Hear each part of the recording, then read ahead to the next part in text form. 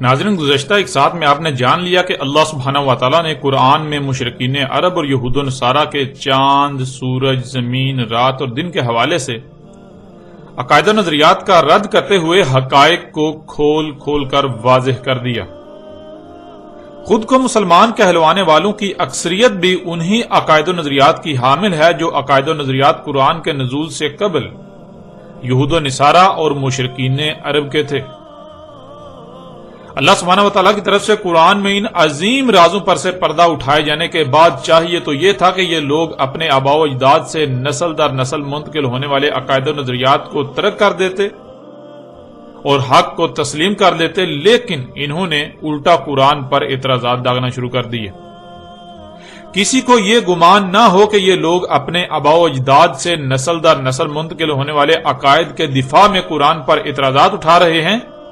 اس کے لیے انہوں نے قرآن کی جگہ سائنس کا نام استعمال کیا کہ سائنس ایسے کہتی ہے اور ہم سائنس پر اعتراضات اٹھا رہے ہیں۔ حالانکہ حقیقت تو یہ ہے کہ سائنس تو آج ان رازوں پر سے پردہ اٹھا رہی ہے، قرآن نے تو آج سے 14 صدیاں قبل ان حقائق سے پردہ اٹھا دیا تھا۔ تب سے لے کر آج تک یہ قرآن کی بات کا رد کرتے رہے، لیکن آج جب ان کے اپنے ہی ہاتھوں سائنس کے نام پر انہی حقائق کو ان کے بالکل سامنے لا رکھا گیا تو رد آج بھی یہ قرآن ہی کا کر رہے ہیں، نہ کہ سائنس کا۔ اعتراضات یہ آج بھی قرآن پر ہی اٹھا رہے ہیں، سائنس تو محض آج ایک بہانہ ان کے ہاتھ آ گیا۔ اب ان کی بدبختی یہ ہے کہ اللہ سبحانہ و تعالیٰ کو پہلے ہی علم تھا کہ یہ لوگ اپنی آنکھوں سے دیکھ لینے کے باوجود بھی آپس کی ضد، حسد، بغض اور دشمنی کی وجہ سے اختلاف ہی کریں گے، اعتراضات ہی اٹھائیں گے، تو اللہ سبحانہ و تعالیٰ نے ان کے اٹھائے جانے والے اعتراضات کے پہلے ہی قرآن میں جوابات بھی دے دیے تھے۔ تو ناظرین، اب بات کریں گے ان کی طرف سے اٹھائے جانے والے اعتراضات اور اللہ سبحانہ و تعالیٰ کی طرف سے قرآن میں ان کے اعتراضات کے جوابات پر۔ آتے ہیں ان کے اعتراضات کی طرف۔ ان کا کہنا ہے کہ اگر زمین گیند کی طرح گول ہے تو اس پر ہر شے ٹھہرے کیوں ہوئی ہے؟ اشیاء کو تو سرک سرک کر نیچے گرنا چاہیے، کوئی شے نہیں ہل رہی، اس کا مطلب ہے کہ زمین گول نہیں بلکہ چپٹی ہے۔ پھر ان کا دوسرا اعتراض یہ ہے کہ زمین اگر اپنے ہی محور پر گھوم رہی ہے اور سورج، چاند سمیت تمام کے تمام ستاروں سیاروں کے ساتھ اپنے مدار میں انتہائی تیزی سے سفر کر رہی ہے، انتہائی تیز رفتاری سے سفر کرتے ہوئے آگے اپنی اجل مسمى کی طرف بڑھ رہی ہے، تو کوئی شے ہلتی کیوں نہیں؟ کسی شے کا نہ ہلنا یہ ثابت کرتا ہے کہ زمین حرکت نہیں کر رہی بلکہ زمین ساکت ہے۔ پھر ان کا تیسرا اعتراض یہ ہے کہ اگر زمین گول ہے اور اپنے ہی محور پر گھوم رہی ہے، حرکت کر رہی ہے، تو پھر مثال کے طور پر آپ نے اگر جاپان جانا ہے تو جاپان جانے کے لیے آپ کو جہاز کو اڑا کر آگے لے جانے کی ضرورت نہیں ہے، بلکہ جہاز کو تھوڑا اوپر ہوا میں بلند کریں، کچھ ہی دیر میں زمین گھوم کر جاپان آ جائے تو جہاز کو نیچے اتار لیں۔ اور اگر ایسا نہیں ہوتا تو اس کا مطلب یہ ہے کہ زمین حرکت نہیں کر رہی بلکہ زمین ساکت ہے۔ زمین ساکت ہے، اسی وجہ سے تو اگر آپ جہاز ہوا میں بلند کرتے ہیں تو وہ واپس نیچے وہیں پر اترے گا جہاں سے اوپر کیا تھا، اوپر ہوا میں اٹھایا تھا۔ پھر چوتھا اعتراض کہ جب جہاز اڑتا ہے اور 40,000 فٹ کی بلندی پر جا کر سفر کرتا ہے اور پھر بالکل سیدھے سفر کرتا ہے ناک کی سیدھ پر، تو زمین اگر گول ہوتی تو جیسے جیسے جہاز آگے بڑھے تو جہاز کا زمین سے فاصلہ بڑھتے جانا چاہیے، یوں جہاز کو خلا میں چلے جانا چاہیے، لیکن جہاز مسلسل 10-12 گھنٹے پرواز کرتا ہے، اس کے باوجود جہاز 40,000 فٹ کی بلندی پر ہی رہتا ہے، ایسے جیسے کہ کوئی سپاٹ شے پر سفر کر رہا ہے۔ اور ایسا اس لیے ہو سکتا ہے کیونکہ زمین گول نہیں بلکہ چپٹی ہے، سپاٹ ہے۔ ناظرین، کے مزید اعتراضات بھی ہیں، لیکن ہم ان 4 اعتراضات کو پہلے آپ کے سامنے رکھیں گے، ان چاروں اعتراضات کے جوابات کو آپ کے سامنے رکھیں گے، اس کے بعد اگلے اعتراضات پر بات کریں گے۔ اس وقت آپ کو سکرین پر آیات نظر آ رہی ہیں، ان میں لفظ استعمال ہوا ہے مہدن، ماہدون، مہاد، اور ناظرین مہد کے معنی ہے اپنی طرف کھینچے رکھنا، اپنی طرف سمیٹے رکھنا۔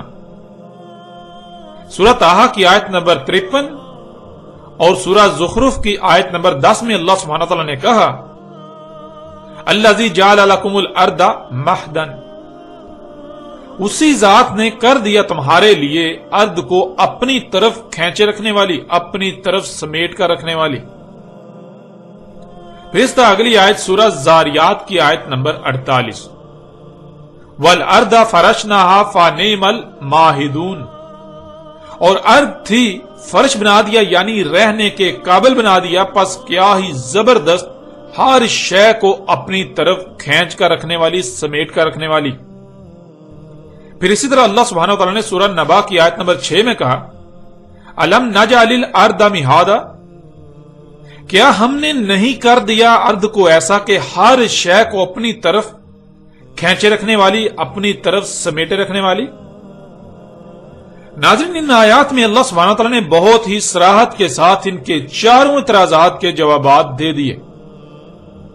آپ گزشتہ ایک ساتھ میں یہ بات جان چکے ہیں کہ اللہ سبحانہ وتعالی نے مختلف پہلوں سے پھیر پھیر کر یہ بات واضح کر دی کہ زمین گیند کی طرح گول ہے، اور گیند کی طرح گول ہونے کے باوجود سپاٹ خصوصیات کی حامل ہے، جیسا کہ آپ سورہ نوح کی آیت نمبر 19 میں دیکھ رہے ہیں واللہ جعل لکم الارض بساطا، اور اللہ ہے کر دیا تمہارے لیے زمین کو بساط، یعنی زمین گیند کی طرح گول ہونے کے باوجود تمہارے لیے ایسی بنا دی کہ تمہیں رائی برابر بھی اس بات کا احساس نہ ہو کہ زمین گیند کی طرح گول ہے، بلکہ تمہیں ہر لحاظ سے ایسی نظر آتی ہے اور ایسا احساس ہوتا ہے کہ وہ چپٹی ہے۔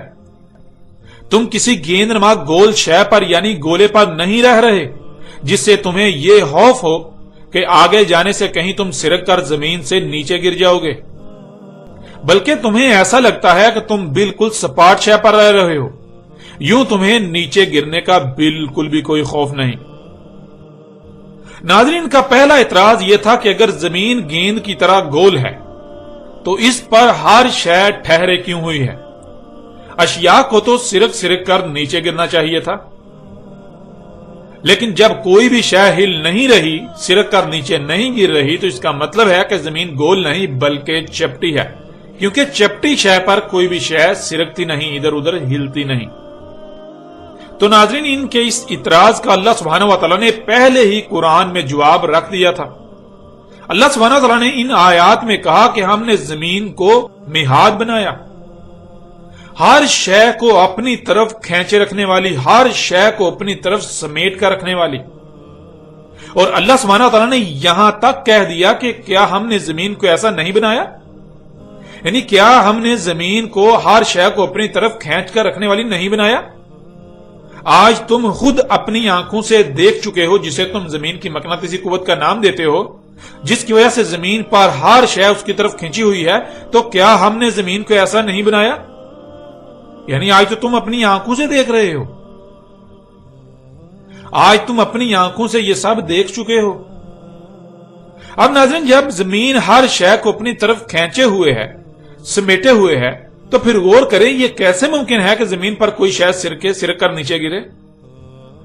یعنی آپ کے پاس مقناطیس کا ایک بڑا ٹکڑا ہو اور اس کے ارد گرد لوہے کے چھوٹے چھوٹے ذرات ہوں جنہیں وہ اپنی طرف کھینچے رکھے، اپنی طرف سمیٹے رکھے، تو کیا پھر لوہے کے ذرات ادھر ادھر سرکیں گے؟ نہیں، بالکل نہیں۔ یہی خصوصیات زمین میں رکھ دی گئی۔ زمین بھی مقناطیس کے ٹکڑے کی طرح ہر شے کو اپنی طرف کھینچے ہوئے ہے، تو جہاں تک زمین کی مقناطیسی قوت ہے، مقناطیسی کشش ہے، وہاں تک بھلا کوئی بھی شے کیوں سرکے گی؟ کیسے سرکے گی؟ اللہ سبحانہ وتعالی نے قرآن میں مختلف پہلوں سے اس حقیقت کو بالکل کھول کھول کر واضح کر دیا، ہر پہلو سے واضح کر دیا۔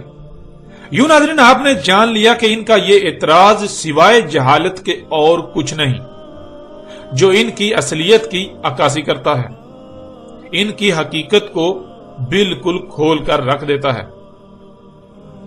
پھر ناظرین کا دوسرا اعتراض تھا کہ اگر زمین اپنے ہی محور پر گھوم رہی ہے اور اس کے علاوہ سورج، چاند سمیت تمام کے تمام ستاروں سیاروں کے ساتھ اپنے مدار میں انتہائی تیز رفتاری سے سفر کرتی ہوئی آگے اپنی اجل مسمہ کی طرف بڑھ رہی ہے تو کوئی شے ہلتی کیوں نہیں؟ کسی شے کا نہ ہلنا یہ ثابت کرتا ہے کہ زمین حرکت نہیں کر رہی بلکہ زمین ساکت ہے۔ تو ناظرین، ان کے اس اعتراض کا بھی انہی آیات میں جواب دے دیا گیا، وہی جواب جو ان کے پہلے اعتراض کا ہے۔ جب زمین ہر شے کو اپنی طرف کھینچے ہوئے ہے، سمیٹے ہوئے ہے، تو پھر جو کچھ بھی زمین پر ہے ان میں سے کوئی بھی شے کیسے ہلے گی، کیوں ہلے گی؟ سوائے یہ کہ اگر کسی شے پر زمین کی کھینچنے کی قوت کے خلاف قوت کا استعمال کیا جائے۔ اگر کوئی بھی شے زمین کی مقناطیسی قوت کے خلاف قوت استعمال کرتی ہے تو وہ ہلے گی۔ اگر وہ زمین کی قوت کے خلاف قوت استعمال نہیں کرتی، زمین کی مقناطیسی قوت کے خلاف قوت استعمال نہیں کرتی، تو وہ کیوں ہلے گی؟ وہ بالکل نہیں ہل سکتی۔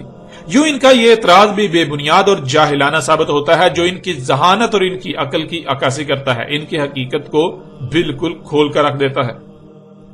پھر ان کا تیسرا اعتراض تھا کہ اگر زمین گول ہے اور اتنی تیز رفتاری سے حرکت کر رہی ہے تو پھر مثال کے طور پر آپ نے جاپان جانا ہے تو آپ کو جہاز اڑا کر آگے لے جانے کی ضرورت نہیں، بلکہ جہاز کو تھوڑا اوپر ہوا میں بلند کریں، کچھ ہی دیر میں زمین گھوم کر جاپان آ جائے تو نیچے اتار دیں۔ اگر ایسا نہیں ہوتا تو اس کا مطلب یہ ہے کہ زمین حرکت نہیں کر رہی، زمین نہیں گھوم رہی بلکہ زمین ساکت ہے۔ اسی وجہ سے تو اگر آپ جہاز ہوا میں بلند کرتے ہیں اور پھر کچھ دیر بعد واپس نیچے اتارتے ہیں تو وہی اترے گا جہاں سے آپ نے اوپر بلند کیا تھا۔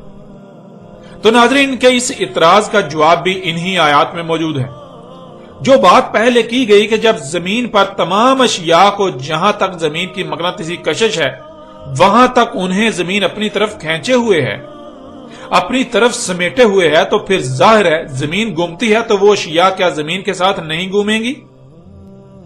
مثلا اگر آپ ایک مقناطیس کا ٹکڑا لیں اور اس کے ارد گرد لوہے کے ذرات بکھیر دیں، ان ذرات اور مقناطیس کے ٹکڑے کے درمیان کوئی رکاوٹ حائل کر دیں جس سے وہ ذرات مقناطیس کے ساتھ چپک نہ پائیں۔ اب مقناطیس ان ٹکڑوں کو اپنی طرف کھینچے رکھے گا، لیکن رکاوٹ کی وجہ سے مقناطیس اور ان ذرات کے درمیان فاصلہ ہوگا۔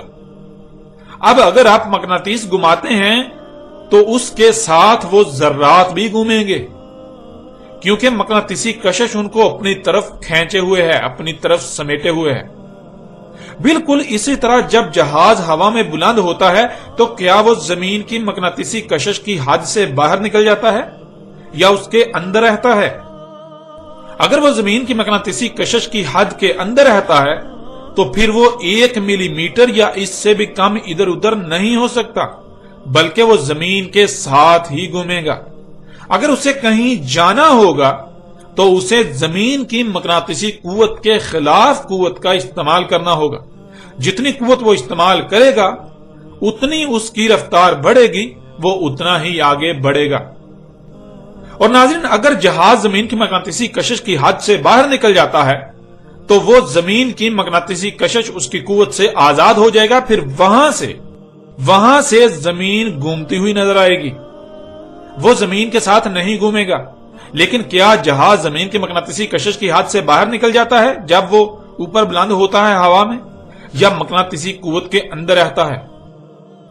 جب وہ مقناطیسی کشش کی حد کے اندر ہی رہتا ہے تو پھر وہ اپنی جگہ سے ادھر ادھر کیوں جائے گا؟ زمین نیچے سے کیوں گھومتی ہوئی نظر آئے گی، کیوں گھومے گی؟ جب جہاز زمین کی مقناطیسی کشش کی حد میں ہوتا ہے، اس کے اندر ہوتا ہے، تو پھر جہاز بھی زمین کے ساتھ ایسے ہی گھومے گا جیسے سطح زمین پر پڑی تمام کی تمام اشیاء زمین کے ساتھ ہی گھوم رہی ہیں، جس سے زمین کے گھومنے کا ادراک نہیں ہوتا۔ اور ناظرین، آپ کئی مشاہدات بھی کر سکتے ہیں۔ مثلا ایک گاڑی جب تیز رفتاری سے سفر کرتی ہے تو جو اشیاء گاڑی کے اوپر یا اندر ہوتی ہیں، اگر وہ باہر نہ دیکھیں، صرف گاڑی کی اندرونی چھت یا اس کے فرش یا سیٹوں وغیرہ کو دیکھیں، تو کیا فرش، چھت یا سیٹیں وغیرہ سفر کرتے ہوئے نظر آئیں گی؟ نہیں، بالکل نہیں۔ ایسے ہی جو زمین کی مقناطیسی کشش کی حد کے اندر ہیں، اس میں موجود ہیں، انہیں زمین کے گھومنے کا قطعی احساس نہیں ہوگا اور نہ ہوتا ہے، کیونکہ وہ بھی زمین کے ساتھ ہی گھوم رہے ہیں، زمین کے ساتھ ہی سفر کر رہے ہیں۔ یہاں تک کہ اگر آپ کسی گاڑی کی چھت پر سوار ہوں جو 100 کلومیٹر یا اس سے بھی زائد رفتار سے چل رہی ہو، تو اگر آپ بالکل سیدھا اوپر آسمان کی طرف کوئی شے پھینکیں، اسے واپس آنے میں، یعنی اوپر جانے اور واپس آنے میں کئی سیکنڈ لگیں گے، کچھ وقت لگے گا۔ اب ہونا تو یہ چاہیے کہ گاڑی چل رہی ہے، جتنی دیر میں شے اوپر گئی اور نیچے آئی تو اتنی دیر میں گاڑی کو بہت آگے چلے جانا چاہیے، لیکن ایسا نہیں ہوگا، بلکہ شے واپس گاڑی کے اوپر ہی عین اسی مقام پر آ کر گرے گی جہاں سے آپ نے اسے پھینکا تھا۔ یعنی ایسا نہیں ہوگا کہ آپ نے شے اوپر پھینکی تو اس کے اوپر جانے اور واپس نیچے آنے تک جو ٹائم لگے گا اتنے وقت میں گاڑی آگے نکل جائے گی اور شے پھر واپس پیچھے زمین پر گرے۔ نہیں، ایسا اس لیے نہیں ہوگا کہ جب آپ نے شے اوپر پھینکی تو آپ نے تو صرف اوپر پھینکنے کی قوت استعمال کی، مگر آپ ذرا غور کریں کہ آپ ایک گاڑی پر سوار ہیں اور گاڑی ایک رفتار سے چل رہی ہے، یعنی آگے کو قوت استعمال کر رہی ہے۔ تو جب آپ شے اوپر پھینکیں گے تو خود بخود گاڑی جو آگے کو قوت استعمال کر رہی ہے وہ قوت بھی شے کو اوپر پھینکنے پر استعمال ہوگی۔ یوں نہ صرف وہ شے اوپر کو سفر کرے گی، اوپر کو جائے گی، بلکہ وہ جس رفتار سے گاڑی آگے چل رہی ہے اسی رفتار سے آگے بھی سفر کرے گی۔ یوں وہ واپس وہیں آئے گی جہاں گاڑی ہوگی، اور ایسا اس لیے ہوتا ہے کیونکہ زمین ہر شے کو اپنی طرف کھینچے ہوئے، اپنی طرف سمیٹے ہوئے ہے۔ کوئی شے آگے پیچھے یا اوپر تب ہی جائے گی جب وہ زمین کی مقناطیسی قوت کے خلاف قوت استعمال کرے گی۔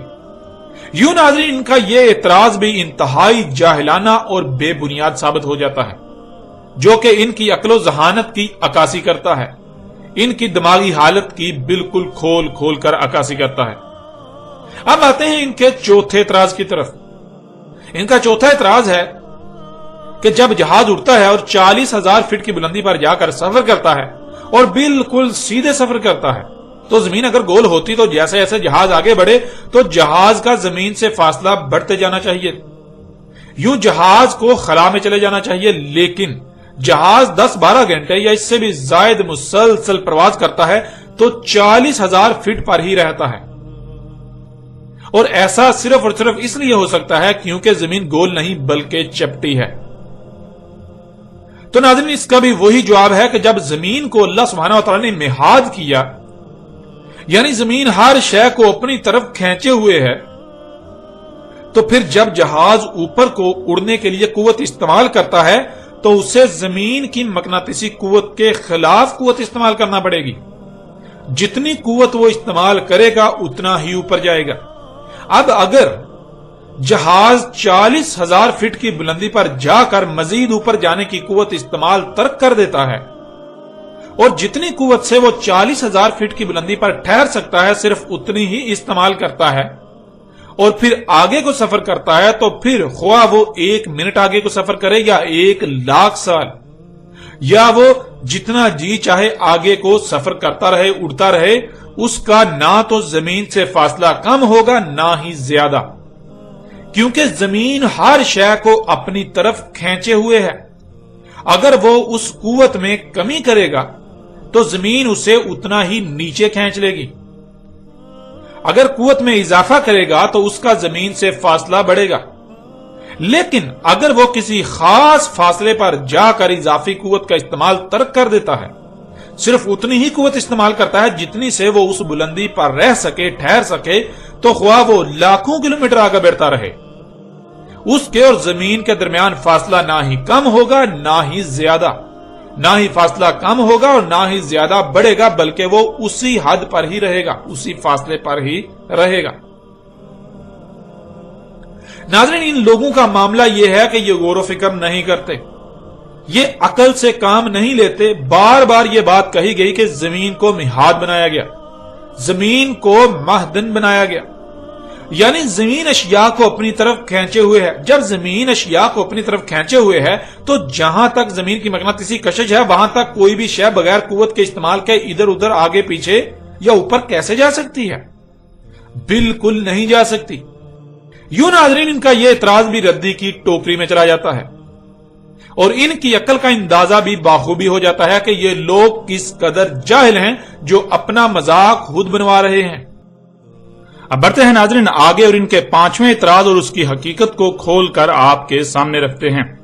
ان کا پانچواں اعتراض، جس کی بنیاد ان کے اپنے خود ساختہ تراجم و تفاسیر ہیں، وہ یہ ہے کہ قرآن میں اللہ نے خود کہا کہ اس نے پہاڑوں کو زمین میں میخیں بنایا یا میخوں کی طرح گاڑ دیا تاکہ زمین ہلے نہ، زمین ساکت رہے، جس سے یہ بات ثابت ہوتی ہے کہ زمین ساکت ہے۔ اور پھر سورہ فاطر کی آیت نمبر 41 کو بھی ساتھ بطور دلیل پیش کرتے ہیں کہ اللہ نے آسمانوں اور زمین کو پکڑا ہوا ہے تاکہ وہ حرکت نہ کریں، جس سے یہ بات قرآن سے ثابت ہو جاتی ہے کہ زمین نہ صرف چپٹی ہے بلکہ ساکت ہے، حرکت نہیں کر رہی۔ اور ناظرین اس کے لیے یہ جن آیات کو توڑ مروڑ کر اپنے مقاصد کو پورا کرنے کے لیے پیش کرتے ہیں، وہ آیات آپ کے سامنے رکھتے ہیں تاکہ آپ خود اپنی آنکھوں سے دیکھیں اور فیصلہ کریں کہ کس طرح یہ لوگ اپنے آباء و اجداد سے نسل در نسل منتقل ہونے والے عقائد و نظریات کو ترک نہ کرنے کی خاطر اور الٹا ان کے حق میں دلائل کرنے کے لیے قرآن کے ساتھ کس طرح کھلواڑ کرتے ہیں، کس طرح قرآن کی آیات کو اپنے من پسند تراجم و تفاسیر پہنا کر اپنے آباء و اجداد کو سچا ثابت کرنے کے جتن کرتے ہیں۔ سب سے پہلے ان تمام آیات کو آپ کے سامنے رکھتے ہیں، اس کے بعد ان آیات کی روشنی میں حقیقت کھول کر آپ پر واضح کرتے ہیں۔ اس وقت آپ کو سکرین پر آیات نظر آ رہی ہیں، ان میں سب سے پہلے سورہ نبا کی آیت نمبر 6 اور آیت نمبر 7 ہے، پھر اس کے بعد سورہ نحل کی آیت نمبر 15، سورہ الانبیاء کی آیت نمبر 31، سورہ لقمان کی آیت نمبر 10 اور سورہ فاطر کی آیت نمبر 41۔ سورہ نبا کی آیت نمبر 6 اور 7 میں اللہ سبحانہ وتعالی نے کہا الم نجعل الارض مہادا والجبال اوتادا، کیا نہیں ہم نے کیا زمین کو ایسا کہ زمین پر ہر شے کو اپنی طرف کھینچے رکھنے والی، اپنی طرف سمیٹے رکھنے والی، اور کیا ہم نے نہیں کیا پہاڑوں کو اوتاد۔ ناظرین سورہ نبا کی آیت نمبر 7 میں لفظ اوتاد کا استعمال کیا گیا جو کہ جمع کا صیغہ ہے اور اس کا واحد وتد ہے، اور وتد کہتے ہیں ایسی شے کو جس میں فانے یا تکونے کی خصوصیات پائی جاتی ہوں۔ اس وقت آپ کو سکرین پر فانا یا تکونا نظر آ رہا ہے، جسے انگلش میں ویج کہا جاتا ہے۔ سب سے پہلی بات تو یہ ہے کہ اسے کسی بھی طرف سے دیکھا جائے تو یہ تکونا نظر آتا ہے، یعنی اس کے 3 کونے نظر آتے ہیں۔ دوسری بات یہ ہے کہ اگر اسے کسی شے میں ٹھونکا جائے یعنی گاڑا جائے تو یہ نہ صرف مضبوطی سے گڑ جاتا ہے کہ نکلنا تقریباً ناممکن ہو جاتا ہے، بلکہ اگر شے سخت ہو تو اسے پھاڑ دیتا ہے، اور اگر شے نرم ہو تو اسے اطراف میں انتہائی زور سے دھکیل دیتا ہے، دبا دیتا ہے۔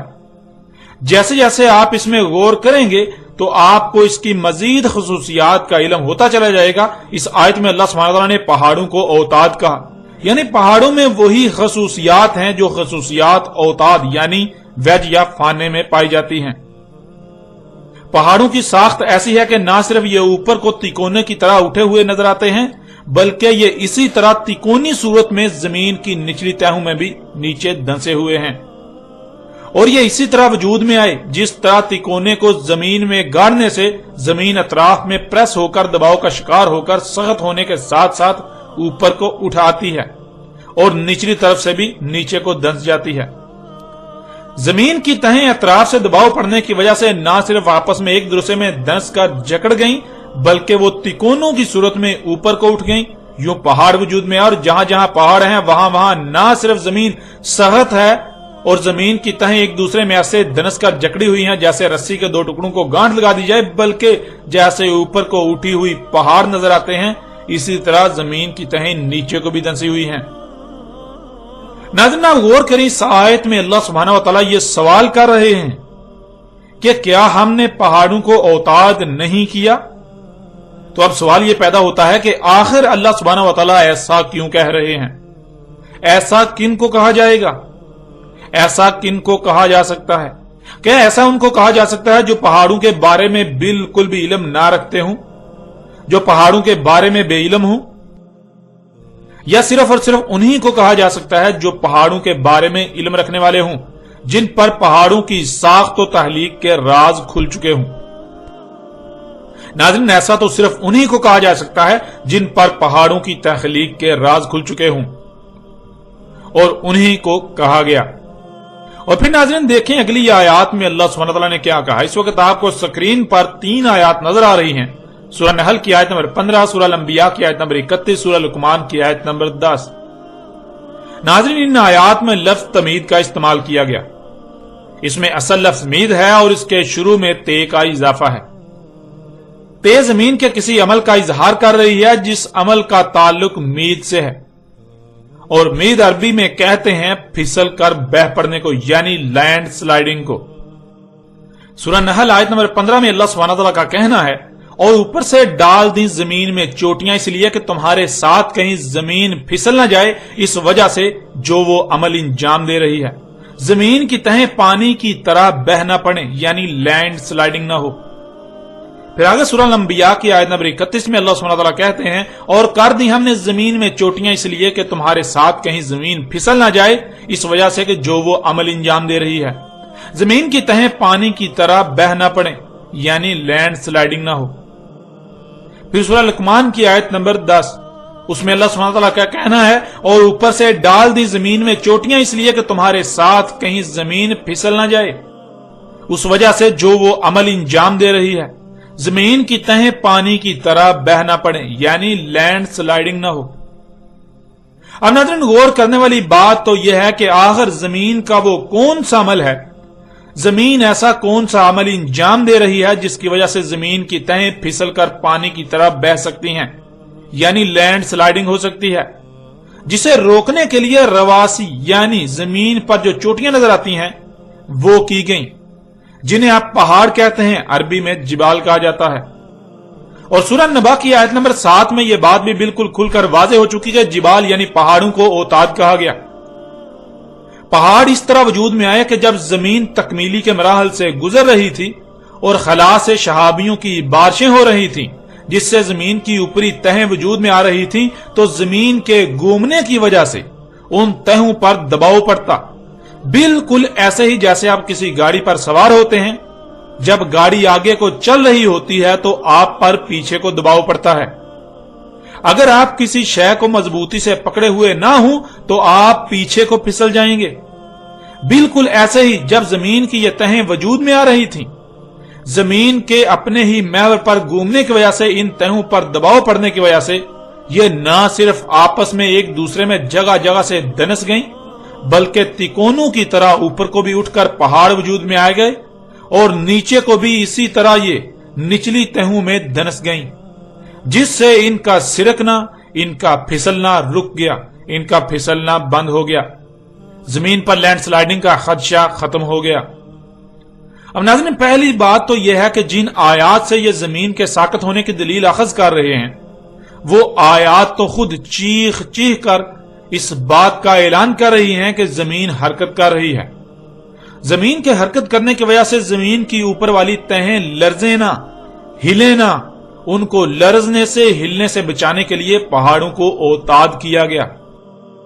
और दूसरी बात यह है कि इनके इन आयात के मन चाहे तराजुम और तफासीर का अरबी मतन के साथ दूर दूर तक कोई ताल्लुक नहीं, जिन तराजुम और तफासीर की बुनियाद पर ये अपने आबाओ-अजदाद से मुंतकिल होने वाले अकायद और नजरियात को सच्चा साबित करने के लिए आज तक सरतोड़ और नाकाम कोशिशें करते रहे और आज भी कर रहे हैं। अब नाज़रीन सवाल तो उल्टा इन लोगों से बनता है कि जब इनके बकौल जमीन साकत है, तो फिर सवाल यह पैदा होता है कि जमीन में पहाड़ों को मीखों की तरह क्यों गाड़ा गया। इनका कहना है कि जमीन में पहाड़ों को बतौर मीखें गाड़ दिया ताकि जमीन हरकत ना करे। तो सवाल यह पैदा होता है कि जब जमीन है ही साकत, जब जमीन इनके मुताबिक थी ही साकत, तो फिर मीखें गाड़ने की जरूरत पेश क्यों आई। नाज़रीन जरा गौर करें, अगर कोई शय साकत हो तो उस पर पड़ी अशिया को मजबूती से बांधने की जरूरत पेश आएगी कि कहीं अशिया फिसल कर बह ना पड़े। और अगर अशिया को मजबूती से बांधा जाता है तो क्यों बांधा जाएगा। मसलन आप एक गाड़ी ही की मिसाल ले लें। अगर गाड़ी एक जगह पर साकत खड़ी रहे और उस पर सामान लादा हुआ हो तो क्या सामान बांधने की जरूरत पेश आएगी। और अगर सामान को मजबूती से बांधा जाता है तो आखिर क्यों बांधा जाएगा। इसी लिए कि जब गाड़ी चले तो कहीं सामान गाड़ी चलने की वजह से दबाव पड़ने से फिसलकर इधर उधर न गिर पड़े, पीछे को बहकर गिर न पड़े। इसलिए नाज़रीन, अगर यह कहा जाता कि जमीन हरकत कर रही है और पहाड़ों को बितौर मीखों के गाड़ दिया, तो फिर यह बात समझ आती है कि इसलिए गाड़ा गया ताकि जमीन के हरकत करने से जमीन पर उथल पुथल ना हो, जमीन की तहें बह ना पड़े, जमीन की तहें फिसल ना पड़े, जिससे जमीन पर तबाहियां आती रहें, लैंड स्लाइडिंग ना होती रहे, अशिया इधर से उधर ना गिरें, इधर उधर ना हो। इसलिए जमीन की तहों को जामद करने के लिए ऐसा किया गया। नाज़रीन, जमीन की तहों में गौर करें तो आप देखेंगे कि जमीन की तहों पर जगह जगह किनारे हैं, किनारों के आगे गड़े हैं, यानी आगे तहें नहीं हैं बल्कि गहराइयां आ जाती हैं। तहों का तसलसल ना होने की वजह से यूं जमीन पर बड़े बड़े गड़े हैं जिनमें पानी भरा हुआ है, जिन्हें आप समंदर कहते हैं। जमीन की तहों को अगर पहाड़ों के वजूद लाने से जामद ना किया जाता तो ये तहें हर वक्त जगह जगह से टूटकर फिसल फिसल कर किनारों की तरफ बहती रहती और जमीन हर लम्हे कहीं ना कहीं से लैंडस्लाइडिंग का शिकार रहती और यूं बिल आखिर सारी खुश्की बह बह कर पानियों में चली जाती और जमीन पर पानी ही पानी हो जाता, खुश्की का एक जर्रा भी ना रहता। इसी से महफूज रखने के लिए पहाड़ों को औताद किया गया। ये तमाम तर हकायक चीख चीख कर इस बात को आप पर वाजे कर रहे हैं कि जमीन साकत नहीं बल्कि जमीन हरकत कर रही है, जैसा कि गुज़श्ता एक साथ में तफसील से बात हो चुकी। यूं नाज़रीन, इनके इस इतराज और इनकी अकल का पर्दा भी चाक हो गया।